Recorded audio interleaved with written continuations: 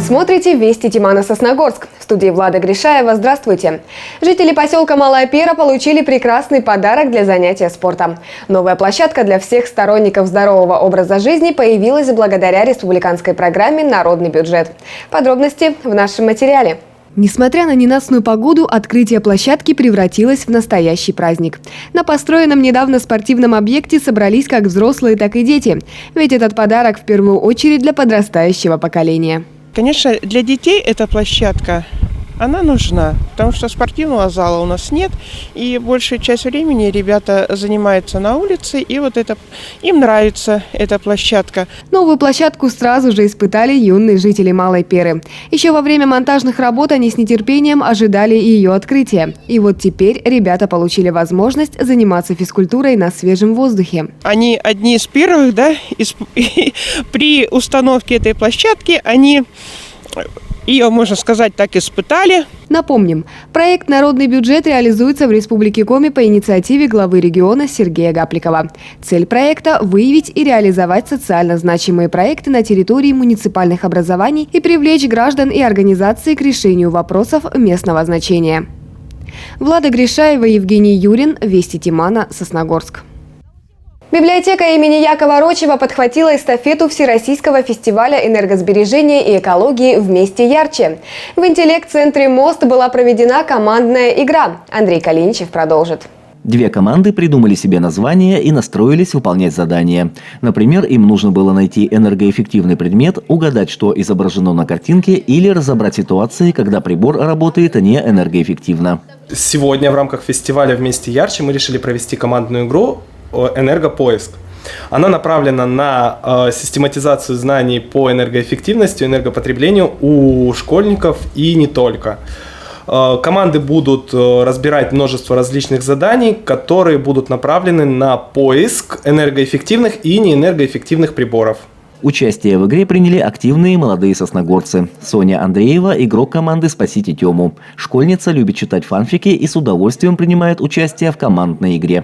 Мне понравилось, мы узнали много нового вместе с командой, нам это помогло, мы теперь, я надеюсь, что будем больше беречь энергию, больше узнали, для чего она нужна, как она затрачивается, и то, что большинство людей действительно тратит ее не по назначению.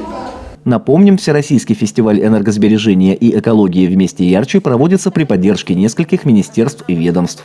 Мероприятие проводится с 2016 года. Фестиваль традиционно включает в себя семейные праздники и многое другое. Акцент делается на мероприятиях для детей и молодежи. Андрей Калиничев, Наталья Максимова и Евгений Юрин, Вести Тимана, Сосногорск. Зачастую человек выбирает себе работу в соответствии с профессией, полученной в техникуме или университете. Но иногда навыки, приобретенные в учебном заведении, становятся основой для открытия собственного дела. При этом предприниматель продолжает заниматься тем, что умеет и любит, создавая свою историю успеха. Именно о таком человеке наш следующий материал. Вот уже много лет Наталья Хоботова работает с детьми. Несмотря на то, что она индивидуальный предприниматель, дело своей жизни она не называет бизнесом. Говорит, что это просто помощь людям.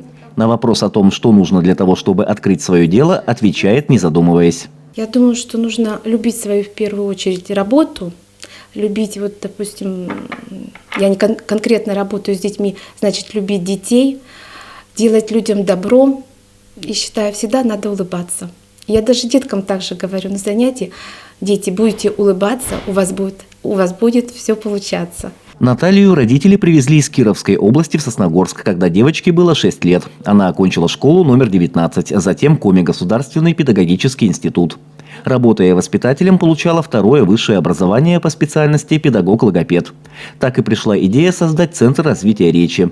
Работая в детском саду, помочь можно только нескольким ребятам, а в центре и охват больше, и возможностей. Тут ведь принимать можно не только сосногорцев, но и ребят из других городов.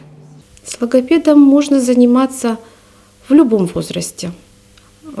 Первая ступень, наверное, это мама-логопед, поэтому она должна не упустить этот период, с ним разговаривать, играть, улыбаться, звуки пропевать, до года, получается.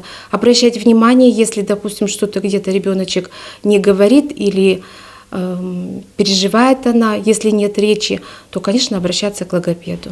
Центр развития речи начинался с кабинета в Доме детского творчества. Теперь это несколько кабинетов в одном из зданий в промышленной части города. Дошкольники и школьники могут заниматься здесь не только развитием речи, но и рисованием, хореографией, вокалом. Каждому ребенку и каждому родителю здесь рады. По мнению Натальи Хоботовой, предпринимательство в маленьких городах может и должно развиваться, и много для этого не нужно. Желание помогать людям, дарить добро. И заниматься, конечно, своим делом. Что мы умеем, то мы и делаем. Наталья Валентиновна еще и многодетная мама. Старшей дочери 20 лет, средней 11, младшей 4 года.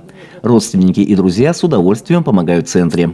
По словам Натальи Хоботовой, он уже давно стал большой и дружной семьей, где всегда можно получить помощь, если она понадобится. Андрей Калиничев, Наталья Максимова и Евгений Юрин. Вести Тимана, Сосногорск. А теперь коротко о погоде на ближайшие дни. По вине циклонов с запада всю рабочую неделю будет ветрено. Ожидаются интенсивные осадки, преимущественно в виде снега. Днем температура воздуха составит 0 градусов. По ночам прогнозируется в пределах -3, +2. Ожидаются снегопады. Усиление ветра порывами до 20-22 метров в секунду. Метель. Это все, что мы успели рассказать вам сегодня. Новая информация в следующих выпусках нашей программы. А я на этом с вами прощаюсь. Всего доброго и до свидания.